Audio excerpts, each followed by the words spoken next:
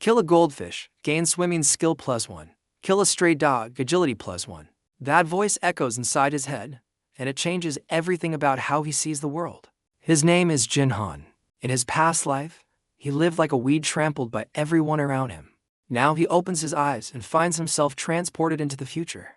A massive floor-to-ceiling window stretches before him. Above, a dazzling orbital spaceport hangs in the sky like a second sun. Below it, a space elevator connects heaven and earth in a single gleaming line. Impressive, right? Too bad none of it belongs to him. Jin Han is a failed product of the Federation's gene mutation experiments. Put nicely, he's a protected minority living in the city. Put bluntly, he's a bird in a cage. The smart bracelet clamped tight on his wrist is his electronic shackle. It tracks his heartbeat, his location, even his sleep patterns. An AI butler monitors his every move and files reports to the Federation. He can't work, can't own property, can't leave the designated zone. On paper, he lives a retiree's life of food, fun, and idle pleasure. In reality, he's livestock being kept comfortable until someone decides he's useful again. But Jin Han has something nobody knows about. A voice that echoes in his mind every time a living creature dies near him. Kill living creatures and you can endlessly steal their gifts. He discovered it by accident. A goldfish leaps out of his fish tank and flails desperately on the carpet. The AI immediately warns him about the Federation Animal Protection Law. Unnatural pet death means losing his adoption rights and facing penalties. Jin Han lunges forward to grab the fish, but trips and crashes onto the carpet. His fingers land right on the goldfish's lifeless body. And then a cold message burst open in his mind. Swimming skill +1. He freezes completely.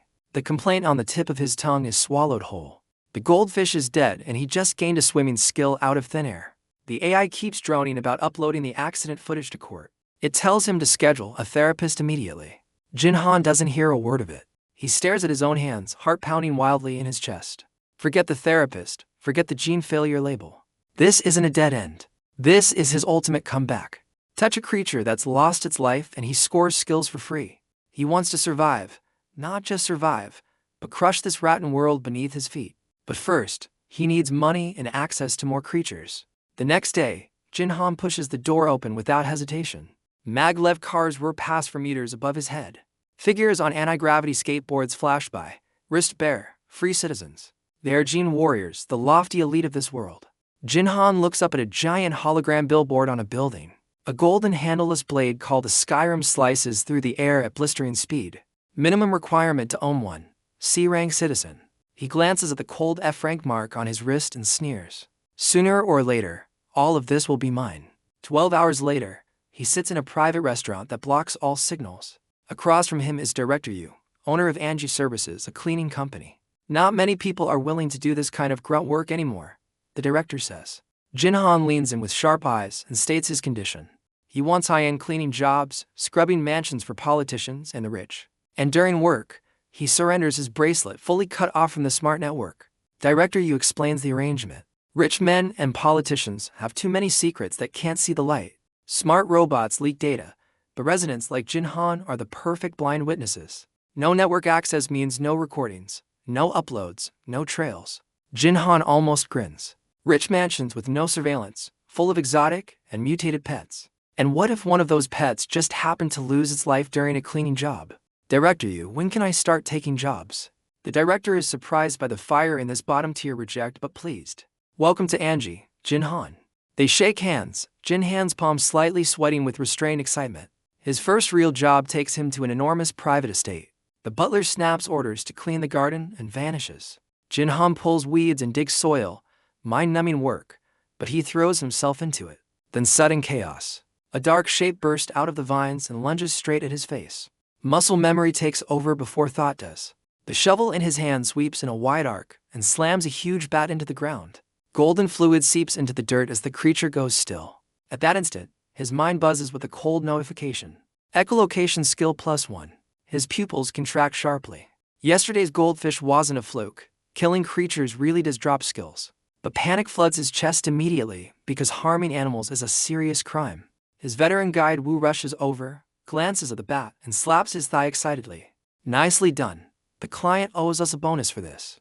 Jin Han stares at him in confusion. Wu explains the truth with a grin. Killing animals is illegal for the poor, but for the rich, it's called pest removal. If anything goes wrong, the clients cover it, and the cleaners just get paid. Jin Han sneers inwardly at the equality of all living things. A rich man's lawn is worth far more than an animal's life. But for him, this isn't cleaning. This is his personal leveling ground. He grips the shovel tighter, eyes shifting like a wolf eyeing prey. A plump rat pokes its head out of the dirt. His wrist snaps forward and the shovel flies like a thrown blade. It pins the rat to the ground with deadly precision. Dynamic vision +1. He becomes a merciless harvester, sweeping the entire garden clean. Second rat down, dynamic vision +1. Third rat, same result. Anything alive, anything he can defeat, he spares nothing. That night, back in his cramped home, Jin Han checks his skill panel for the first time. Swimming beginner, echolocation beginner, dynamic vision beginner. 3 skills, raw and real, earned from dead creatures nobody else would even notice. He tests the echolocation in his dark room. One sharp whistle, and the pitch-black space reconstructs itself in his mind as a 3D wire frame. He can see through walls, tracing pipes hidden inside them. After 3 seconds, the image collapses and weakness drains him completely. But he's far from afraid. He wants to shout with excitement. The energy cost is brutal, but this is basically human radar. Meanwhile, Director Yu is watching Jin Han's performance data with calculating eyes. He thinks he's found a born brute, a perfect weapon to handle dirty work. Give him tougher jobs, the director tells Wu. They think they're using Jin Han. They have no idea he's planning to wring every last upgrade out of them. Everything changes when Wu takes Jin Han to a Taoist temple deep in the mountains. No surveillance, no AI, just dense bamboo groves carrying an oppressive chill. Wu opens a locked case and Jin Han's eyes widen. Inside is an ancient bronze shield and a short copper sword. Nothing like cleaning tools. Wu grips the weapons and his entire presence shifts. If humans can mutate, he says, what makes you think other animals can't? Jin Han understands instantly. This was never high-end housekeeping. They're here to handle mutated monsters that the rich don't want publicly dealt with. Wu moves toward a bamboo hut cautiously, sword raised. Then Jin Han hears Wu's voice coming from the side, telling him to clean the fish pond. He almost follows the instruction on instinct. But Wu is standing right in front of him, not beside the pond. Every hair on his body stands on end. He lets out a sharp whistle, echolocation activating instantly. The 3D wireframe reveals Wu standing motionless ahead. And inside that pond, a massive pitch-black energy mass lurks beneath the surface. Something in there just mimicked Wu's voice to lure him closer. Jin Han doesn't scream, doesn't step back. He grips the shovel in both hands, steps toward the pond and swings. The shovel slams down onto the dark mass with everything he has. Water explodes outward. A grotesque blackfish with a head over a foot and a half-wide burst from the surface. It opens its massive jaws and blasts a jet of high-pressure water at his face. Jin Han was braced for this, using the swing's momentum to roll backward out of range. He scrambles through the courtyard gate just as a thunderclap rings in his mind. Camouflage skill +4. For stat points from a single creature, a jackpot. Wu finishes the monster with his copper sword and stares at Jin Han with changed eyes. That shovel strike saved his life by flushing the creature out before it could ambush him. Then Wu drops a truth bomb that reshapes Jin Han's entire understanding of the world. The monster is called a phantom echofish, a D-rank mutated creature. It can create illusions and camouflage, and its remains are a core ingredient for gene serums. Gene serums, the very thing that creates the elite gene warriors who rule this society. You really thought those lofty warriors just awakened on their own, Wu says. They're all built on serums refined from monster essence. Then Wu jabs a finger at Jin Han's chest and delivers the final blow. You think you're a failed injection reject? Gene injection technology has been perfected for centuries. You're not a failure. You're a disposable test subject for the pharma elites. The original soul in this body was tortured like a lab rat and discarded like garbage. The words detonate in Jin Han's mind like a nuclear bomb. The rage in his chest hardens into solid, burning purpose. These self-righteous politicians had better wash their necks clean. Jin Han doesn't just want to survive in this man-eating world. He's going to climb the food chain and chew them all to pieces, one bite at a time. Wu gives him 3 pieces of advice that become his survival blueprint. Buy your own place with total privacy, never get checked at an official facility, and smash the surveillance watch on his wrist. Jin Han doesn't agree right away because he never sells his life to anyone easily. But the clock is ticking on multiple fronts.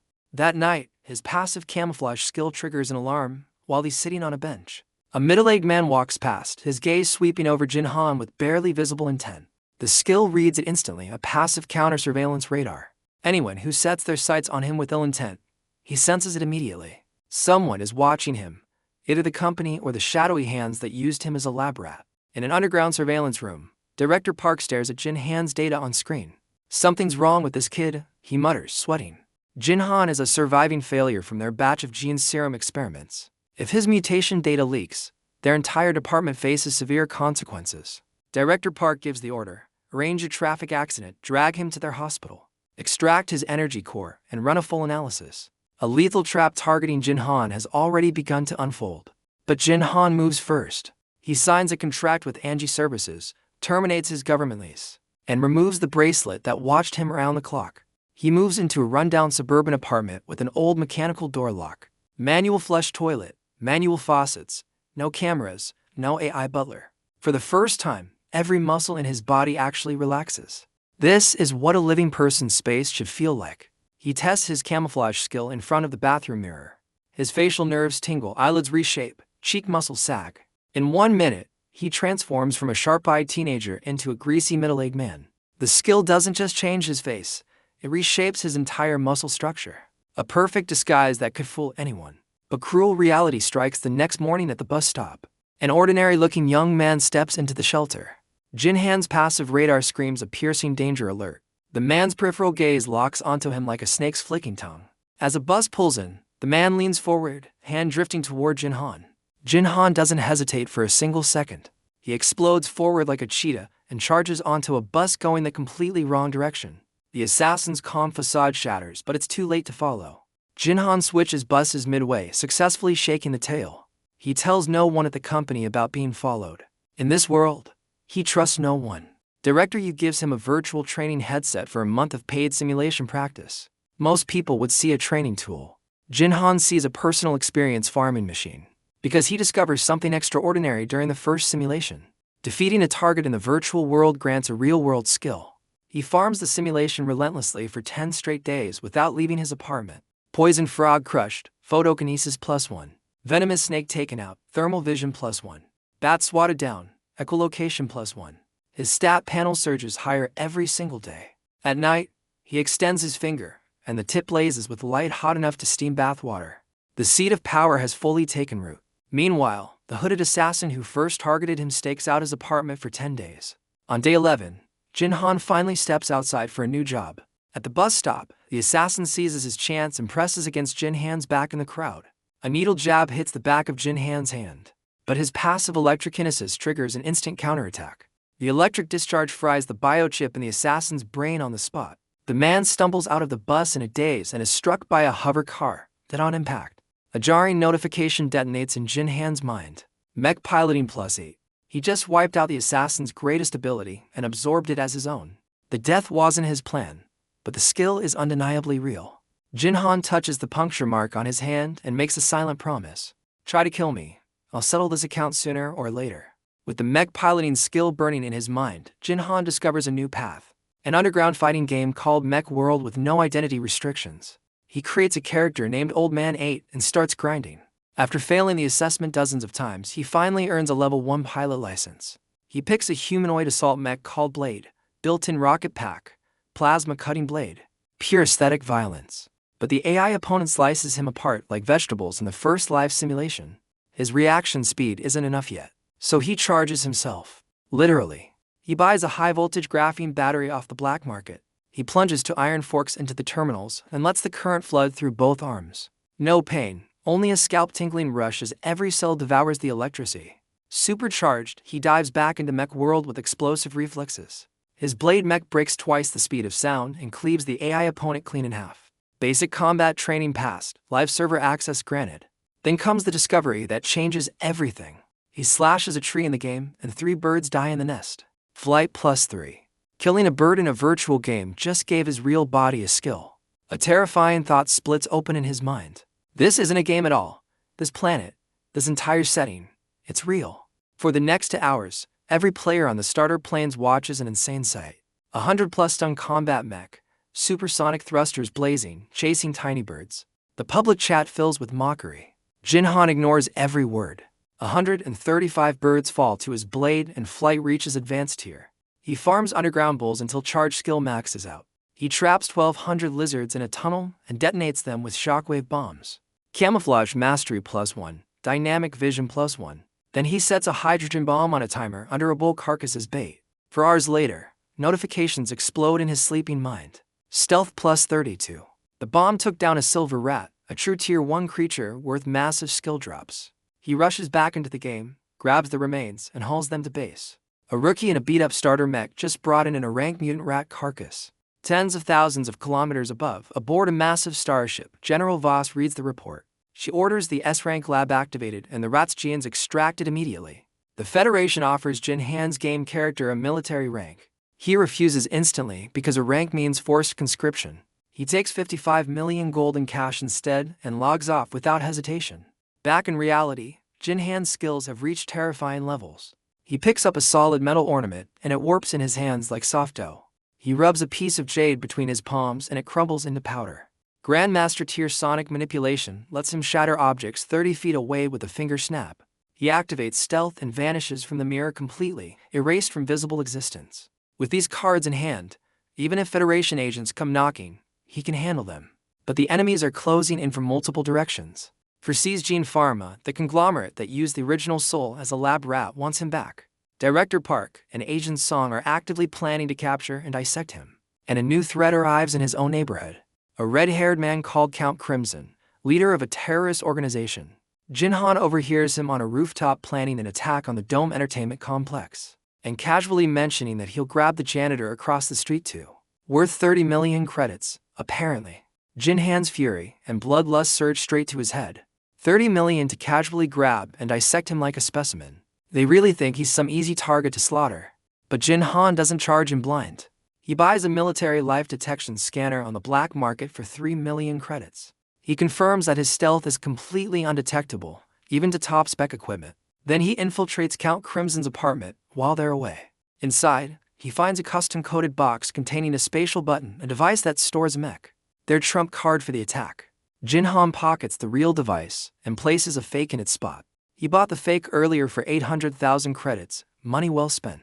When these terrorists try to deploy their secret mech, they'll press a worthless plastic toy. He can't wait to see their faces. Back home, he grips the stolen spatial button and drives his power into the energy stone. Pure raw energy floods every limb and muscle like a broken dam. With this thing, he's basically a walking nuclear reactor from now on. The night of the attack arrives. Count Crimson's forces storm the Dome Entertainment Complex. A massive blue mech bursts through the wall. Figures in medieval armor charge into the crowd like reapers. High-frequency laser beams flash, and Gene warriors who fight back erupt into balls of fire. Count Crimson appears on the hologram screen, sword in hand, executing hostages on stage. The Crimson Count has been silent for centuries, he announces. Today we announce our return through action. Jin Han is swept by the panicking crowd right beside the standby blade mech. The spatial button in his pocket resonates with the cold armor like it's part of his body. He activates the device and the backup mech vanishes into thin air. Let's see what you fight with now, he thinks. Toxic gas floods from the sewers as Count Crimson tightens his grip on the complex. Jin Han strips his clothes in a blind spot and activates stealth. Invisible, he infiltrates the break room beside the control center. He overhears terrorists setting a bomb trap to kill the incoming rescue squad. A terrorist walks right into his hiding spot carrying a high-radiation bomb. Jin Han drops stealth, grabs the man's head, and twists with brutal force. Warship engineering +8. He strips the armor, puts it on, reshapes his face with camouflage mastery. Now he looks exactly like the dead terrorist and blends into their column. On the main stage, Count Crimson stands in silver armor, a dozen bodies at his feet. 20 heavy mechs surround the stage, cannons aimed at 100,000 spectators. Count Crimson declares that ordinary people are just ants, a waste of air. That single word sends blood rushing to Jin Han's eyes behind the stolen helmet. He's standing right behind the terrorist leader. No words, no hesitation. He snaps up the laser rifle and presses the barrel directly into the back of his skull. He pulls the trigger. Count Crimson's head vaporizes mid-speech in a beam of high-energy light. Golden particles scatter across the stage. Warship piloting +16. The terrorists roar and snap their weapons toward him. Jin Han crushes the spatial button in his pocket. A 26-foot, 119-ton blade mech slams onto the stage from nowhere. In a blink he's in the cockpit, the steel giant feeling like an extension of his own hands. The rocket pack erupts in blinding flame. The 16-foot plasma blade snaps out, crackling with electric blue death. At 5 times the speed of sound, he drives the mech into the crowd of Black Knights. Against pure tonnage and speed, their fancy energy armor is a joke. Bodies shatter like fragile eggs, bursting into showers of light. The 20 enemy mechs blocking the exit scramble to redirect their cannons. But Jin Han already mapped every wiring system in these mechs during his cleaning shifts. He knows exactly where every weak point is. He drives his blade through the strongest mech's cockpit in one strike. Warship engineering plus 16. He slashes across the next mech's leg joint with surgical precision. It crashes to its knees. One kick to a shoulder energy node and another mech collapses in convulsions. Across the network, the live stream explodes. Alliance senators stare at the screen with eyes practically popping out. An absolute ace pilot, one blade, one mech destroyed. Who is this person? Mech manufacturers watch their proudest war machines gutted like chickens. Every weak point hit with surgical precision. Jin Han stomps down on the last enemy mech's head, plasma blade dripping oil. He surveys the field like a demon god. Then the dome ceiling is blasted open as the military's fighters finally arrive. Without hesitation, he cuts down the last mech and plunges into the basement. In the pitch dark, he activates the spatial button, pulling mech and pilot inside. He drops stealth, changes into his janitor uniform, and blends into the fleeing crowd. An hour later, he passes through the citizen security check covered in dust. His boss Eugene Cho grabs his arm and buys him a drink to calm his nerves. On TV, a Dimension Corp executive claims the hero pilot is their senior manager. Jin Han nearly spits out his tea. Eugene Cho smirks and explains the politics. Dimension Corp's spatial button went missing, and admitting it was stolen would destroy them. They have no choice but to claim the hero and run with the credit. Jin Han nods along outwardly but grins inside. His sonic skin wiring map got mistaken for elite piloting skill, and that's perfectly fine. Let them think whatever they want. Back home, he checks his skill panel. Warship engineering advanced, warship piloting intermediate. Those terrorists were carrying warship-grade skills. They've already infiltrated the military fleet with moles. He looks at the mech spatial button in his palm, the resonance core flickering with faint glow. The mech stored inside is already self-repairing yesterday's battle damage. Every credit he has now needs to go toward getting a resonance melee weapon. A few days later, Dimension Corp's exhibit hall is sealed after the attack. Jin Han dives back into mech world to grind his stats even higher. He pilots his bomb-strapped suicide truck into underground tunnels to farm monsters. He slaughters 11 underground bulls until charge skill maxes out. Then he lures 1,200 mutant lizards into a tunnel with bull carcasses. To shockwave bombs create a chimney effect that shreds every lizard to dust. A hydrogen bomb on a timer takes out a massive creature while he's logged off sleeping. The orbital defense cannon vaporizes exposed mutants, and Jin Han collects the aftermath. Mech engineering plus 32, mech engineering plus 16. The skill drops are enormous. Back in reality, he stands before the bathroom mirror and pushes his abilities further. Camouflage mastery lets him reshape his face into anyone, even a famous actress. Stealth makes him vanish from mirrors and military-grade scanners alike. Sonic manipulation at Grandmaster tier lets him shatter objects at distance with a finger snap. 100 meters away, a leaf drifting in the breeze explodes into fine dust. 3 seconds, pinpoint precision, completely invisible. He is, in every true sense, a living human weapon. But the enemies haven't stopped coming. Foresees Gene Pharma sends an operative to his neighborhood to collect a biological sample. Jin Han detects the man with sonic manipulation and lets him think he's being clever. He watches through the wall as the operative reports to his director. Get the biological sample, then make him disappear completely, no traces. Jin Han sees the emblem of the 9th-ranked Alliance conglomerate on screen. Everything clicks at once. The original Soul was never an accident. These people were using live test subjects for gene drug experiments. And now they've sent someone to reclaim their mutated lab rat. Jin Han doesn't wait to be hunted. He activates stealth and slips into the operative's apartment right behind him. He watches invisibly as the man reports to his director, confirming the kill order. The instant the man senses danger and starts to turn, Jin Han strikes. The Tang blade appears from nowhere, pressing against his throat. A flash of energy, and the operative drops like a deflated balloon. Combat skill plus 16. 5 hours later, the cleanup woman arrives, finds the remains, and dissolves everything. Body, tech gear, all of it reduced to gray-white powder and flushed down the toilet. Jin Han watches from stealth with a chill running down his spine. This is what top-tier conglomerates are capable of. Without stealth as his cheat code, he wouldn't even be dust in the sewer. But the experience only makes his resolve harder. One person against a mega-corporation sounds like suicide. But he's not scared. If anything, the thrill leaves him shaking. They treat him like a rat. Fine, then he'll be the snake that swallows the elephant. He buys a dark gray Tang sword from a salvage shop for 10 million credits. The moment he touches it, the violent energy inside him finds an outlet. The blade flares with blinding light, 90% resonance compatibility. The bald shop owner rips off his headset, staring like he's seen a ghost. Jin Han forces the resonance core from the spatial button into the Tang blade's hilt. The blade lights up and gets pulled into the mech's pocket dimension. With a thought, it snaps out of nowhere into his grip. Once he gets full body armor, he won't even need to remove his clothes before going invisible. The Tang blade, the mech, the spatial button, stealth, sonic manipulation, electrokinesis. Piece by piece, Jin Han is assembling an arsenal that no one in this world can counter. Not the gene warriors who think they're elite. Not the pharma conglomerates who think they own him. Not the military fleet riddled with terrorist infiltrators. And certainly not the people who turned the original Soul into a lab rat and threw him away. But Jin Han's story isn't just about power. It's about what happens when a system designed to crush people at the bottom meets someone who refuses, absolutely refuses, to stay crushed. The Federation told him he was a failed experiment, a defective product, livestock in a cage. They clamped a bracelet on his wrist and assigned an AI to monitor his breathing. They made sure he could never work, never own property, never leave the designated zone. And then they wondered why he signed up to clean rich people's gardens. They never imagined it was because a dead bat drops echolocation skills. They never imagined a goldfish on a carpet could be the start of a revolution. Jin Han didn't choose to be reborn into a body used as a lab rat. He didn't choose the voice that echoes in his mind every time a creature dies. He didn't choose any of this. But he chose what to do with it. He chose to swallow the rage instead of letting it swallow him. He chose to farm skills and simulations while his enemies thought he was hiding. He chose to charge his own body with a battery like a human capacitor. He chose to steal a terrorist trump card and replace it with a plastic toy. He chose to stand behind a mass murderer on live television and pull the trigger.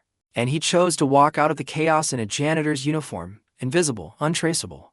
Because that's who Jin Han is. Not the strongest person in the room, not yet. But the one who never stops climbing. The pharma elites see him as a data point, a mutation sample to be extracted and studied. Director Yu sees him as a useful brute to handle dangerous dirty work. Wu sees him as a promising junior who might survive long enough to be valuable. Eugene Chil sees him as a future bodyguard he can chain with debt. None of them see what he actually is. A harvesting machine wearing human skin. Every creature that dies near him makes him stronger. Every simulation he runs adds another line to his skill panel. Every enemy that tries to take him down drops abilities he absorbs on the spot. The assassin who jabbed him with a needle gave him mech piloting. The terrorist he killed on stage gave him warship engineering. The operative who came to collect his sample gave him advanced combat skills. His enemies are literally building him into the weapon that will destroy them. And they don't even know it. That's the cruelest irony of Jin Han's existence. The system that created him as disposable gave him the one ability that makes him infinite. Every death around him is a deposit into an account that never stops growing. The more they send after him, the stronger he gets. The more monsters he farms, the higher his stats climb. The more dangerous the world becomes, the faster he evolves. He started with a dead goldfish on a carpet. Swimming skill +1. Now he can shatter metal with his bare hands, vanish from military scanners. He can pilot a 100-ton mech at 5 times the speed of sound. He can kill with a finger snap from 30 feet away using invisible sound waves. And he can reshape his face into anyone on the planet. All of it earn one dead creature at a time. The rich men who hire him to clean their gardens have no idea. Every pest he removes is a stat point added to the thing that will eventually outgrow them all. The gene warriors who look down from their anti-gravity skateboards don't know. The janitor pushing a vacuum through their exhibit halls can already match their strength. The military generals watching the dome footage don't realize it. The ace pilot they're searching for is a 19-year-old failed experiment. And the conglomerate executives planning to recapture their lab rat haven't figured it out. The rat has teeth now, and it bites back harder than anything they've ever built. Jin Han sits in his rundown apartment, the one with the manual door lock and no AI. The Tang blade rests in the pocket dimension, ready to appear in his hand with a thought. The mech sits in spatial storage, self-repairing, waiting for the next deployment. The resonance core hums faintly against his chest like a second heartbeat, and the skill panel in his mind glows with lines of power that keep growing. Camouflage mastery, sonic manipulation grandmaster, stealth, electrokinesis, dynamic vision, thermal vision, mech piloting, warship engineering, flight advanced, charge maxed, combat skills climbing with every encounter. Each one a gift taken from something that tried to kill him. Or something he killed first. In this rigid, stratified interstellar age where lives are worth less than dust, where gene warriors rule and failed experiments are kept as livestock, where the chip on your wrist determines your entire existence, Jin Han has found the one exploit that breaks the entire system. He doesn't need their genes' serums to evolve. He doesn't need their ancient martial arts or forbidden techniques. He doesn't need their permission, their approval, or their mercy. All he needs is prey.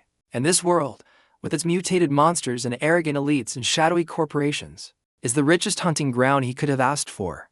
The pop star Lena Park sits on a bench in his community, humming frequencies that agitate minds.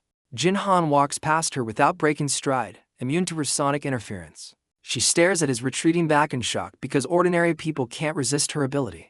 He doesn't explain, doesn't engage, just drops to words over his shoulder. It's annoying. He has far more deadly problems to deal with. He retrieves the fake spatial button from his old apartment before anyone can trace it. He destroys the suspicious scroll painting by dissolving it with raw electrical energy. He shatters the jade rods with thermal shock and flushes the remains down the drain. No evidence, no trails, no connection to the dome incident.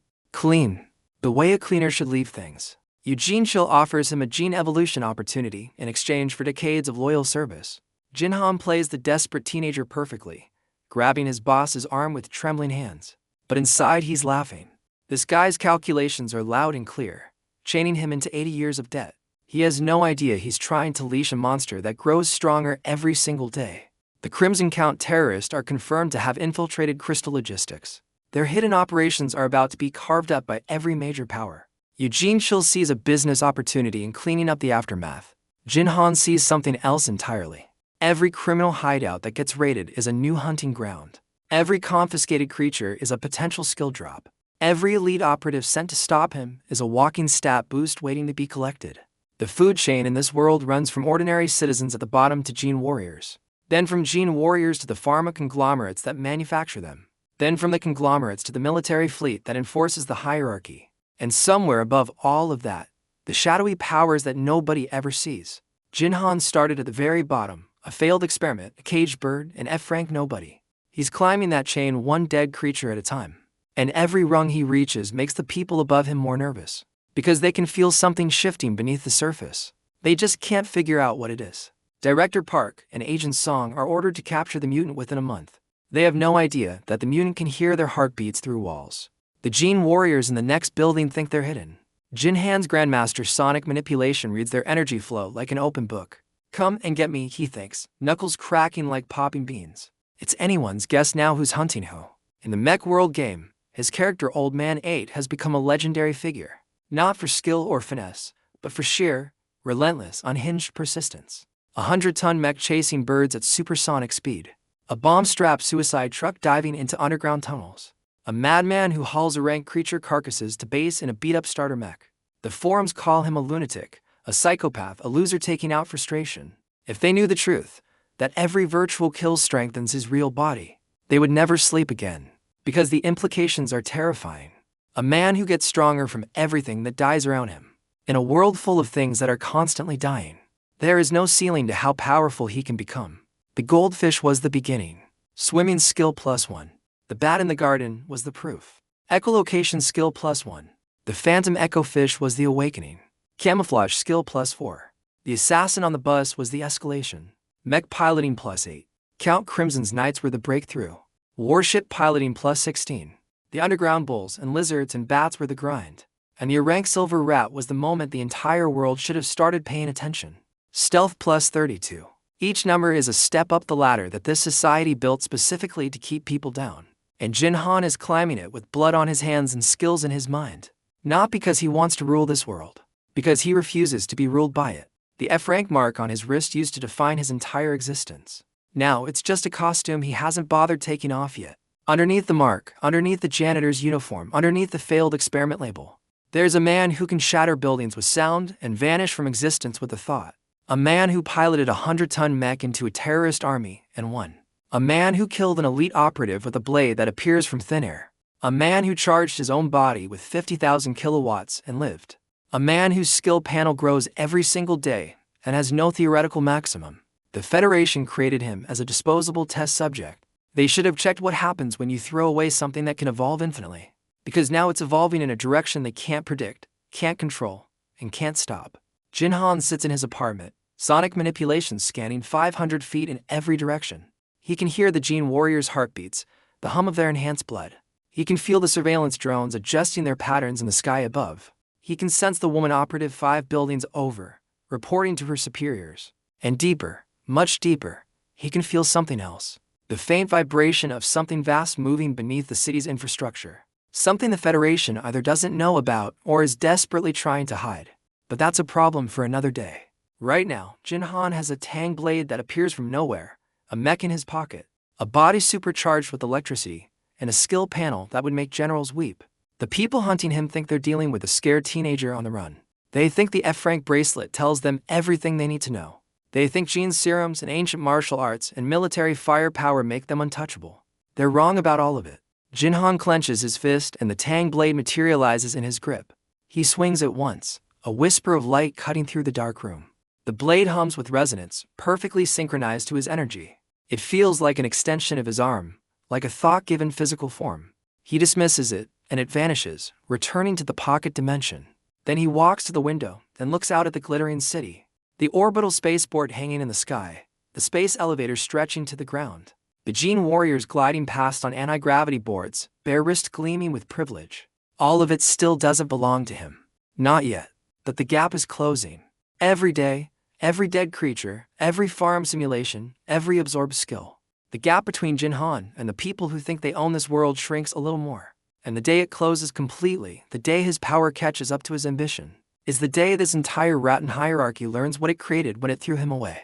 Not a failed experiment, not a disposable test subject, not a bird in a cage, a predator. One that gets stronger every time something dies. One that can't be tracked, can't be scanned, can't be contained.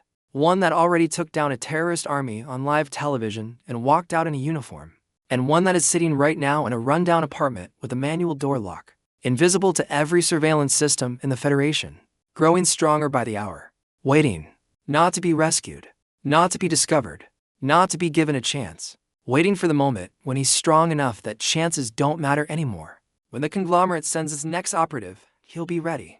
When the military comes looking for the ace pilot, he'll be invisible. When the Federation finally realizes what's growing in their blind spot, it'll be too late. Because Jin Han doesn't play defense. He never has. From the moment that goldfish hit the carpet and a cold voice whispered in his mind, he's been on offense. Quiet, patient, relentless offense. Disguised as a janitor pushing a vacuum through rich people's exhibit halls. The most dangerous man in the Federation is wearing a cleaning company uniform. And nobody knows it. Yet, in Mech World, his character Old Man 8 spawns at the edge of an underground sinkhole. Over 1,200 giant bulls and 20 beast-faced mutants wait below. Jin Han looks at the herd and sees a mountain of pure stat boosts. The thread in his mind called reason snaps one final time. He launches for hydrogen bombs into the sinkhole and opens the broadcast channel. Come and get it, you beast. The most defiant, unbreakable fury he is roars across the frequency. Explosions tear the underground apart. Charge skill notifications flood his screen relentlessly. The orbital cannon vaporizes the exposed mutants from space. Mech engineering skills rain down like a jackpot. Back in reality, he clutches the resonance core as violent energy floods his body. His strength boils over instantly, a volcano on the verge of erupting. He is no longer what the Federation made him. He is what he made himself. One dead creature at a time. One skill point at a time. One enemy turned into a stat boost at a time. The voice in his head never stops. Kill living creatures and you can endlessly steal their gifts. Endlessly. No ceiling. No limit. No cap. Just an infinite upward curve that gets steeper the more he feeds it. The Federation built a cage for him. He turned the cage into a training ground. They gave him a bracelet to track his movements. He took it off and disappeared. They sent assassins to collect his sample. He absorbed their skills and left them in the gutter. They built a hierarchy of Jin warriors and conglomerate elites. He's climbing through it like a fire through dry wood. Invisible. Unstoppable. Hungry. The skill panel in his mind glows brighter every day. The resonance core hums against his chest. The tang blade waits in the pocket dimension, ready. The mech sits in spatial storage, self-repaired and loaded. And Jin Han, failed experiment, F-rank reject, janitor, cleaner, bird in a cage, sits in his dark apartment with Grandmaster Tier senses scanning in every direction. He can hear the entire building breathing. He can feel the drones shifting overhead. He can sense the operatives closing in from 3 blocks away. And he smiles, because they still think they're hunting him. They still think the F-rank mark on his wrist means something. They still think their genes, serums, and military technology make them the apex predators. They have no idea. The apex predator in the city is a 19-year-old in a cleaning company uniform, who started his climb with a dead goldfish and a cold voice in his head, and who hasn't stopped climbing since. Jin Han flexes his fingers once, and electricity crackles between them. The hunt continues. Not theirs, his, and the food chain of this rotten world is about to learn exactly what it created.